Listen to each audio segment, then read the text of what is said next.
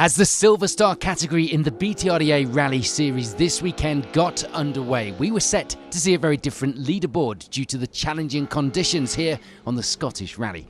And leading the crews after the morning stages would be Shane McGeer and Denver Rafferty, out this weekend in the G3 Escort instead of their famous starlet.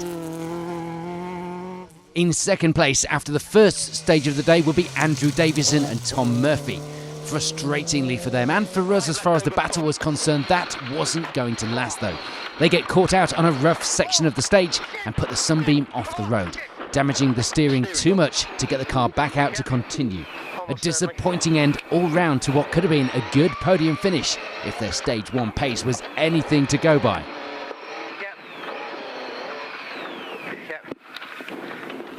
For Nick Dobson and Steve Pugh, it would be a less problematic second place now then. They were pushing well, the car looking fast on the stages as well. They end the morning second in the B11 class.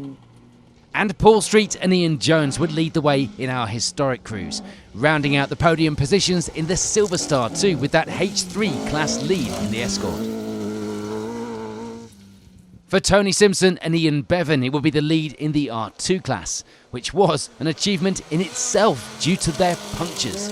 They make it back to service though with the lead in the class and fourth in the Silver Star overall. Baz Jordan and Arwell Jenkins will be going well straight from the off, ending the morning with second place in the H3 class, lying fifth in Silver Star. Meanwhile, for this man, Neil Andrew James Chatfield on the notes, it would be sixth, just a few seconds back from Jordan up ahead in the fight for certain, and also lying third in the B11 class for now as well. And second in the R2 class at this stage would be Jonathan Jones and Jez Rogers. They were going strong, but would be around 30 seconds back from our class leader Simpson at this stage. We'd see a couple of crews out to contest the N3 class this weekend. Brendan and Steve Wellman taking the early honours in that class in 8th place overall. Steve Ward and Mike Crawford would make a good start in the H2 class, taking the lead there as well as lying just inside our top 10 leaderboard in 9th place. And rounding out the top 10 leaderboard at this stage will be Simon and Phil Pickard. This their first time driving for Simon. Usually the pair competing in opposite seats, of course. What an event to make his debut on. Going well in 10th overall, leading the B12 class. I wonder if Phil wishes he'd stayed in the driver's seat. Let's take a scoot through some of the classes outside of our top 10 then, and there'd be a good battle going on for the H1 class with Terry Pankhurst and Jamie Sparks taking a small early advantage in that position from 11th place. One place back in the class and overall results and charging hard would be Martin Freeston and Rory McCann. There was only a single second between them after 2 stages, so it was all to play for and would be a battle to watch in the afternoon. We're back to that H2 class then, and it would be second place for Ernie and Patricia Lee. Their first outing in the championship this season, having not been out on the Nicky Grist. I am, though, sad to report that the morning hadn't gone to plan for Frank and Lauren Kelly.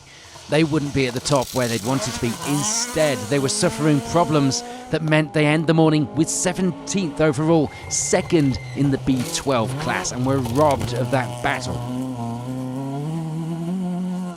There would be a new engine, meanwhile, nestling in the front of that car for Brendan Leonard and Jamie McTavish this weekend, so they'd be easing themselves in. They do have problems catching cars in the dust, and unfortunately for them, are unable to get close enough to pass. They end the morning second in the N3 class, no doubt ruining what could have been with a clean run. Things were not going well at all, though, for Rob Wright and Mark Fisher. They put the car in a ditch on the opening stage. They do get help to get out from a crew who'd rolled on the previous corner, but they take a maximum and drop right down the order. And we'd also lose Owen Lloyd and Sean Williams. They crash out of the rally midway through stage 2, rolling the car off the road and unable to get back out to continue. So with the problematic morning stages behind them, the results for our Silver Star contenders are looking like this.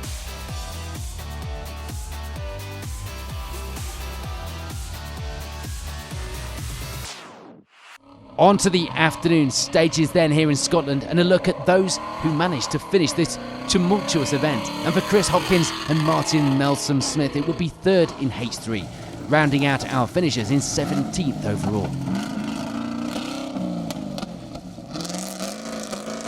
After that strong start on the results, despite those punctures early on, we see Tony Simpson and Ian Bevan drop right down the order.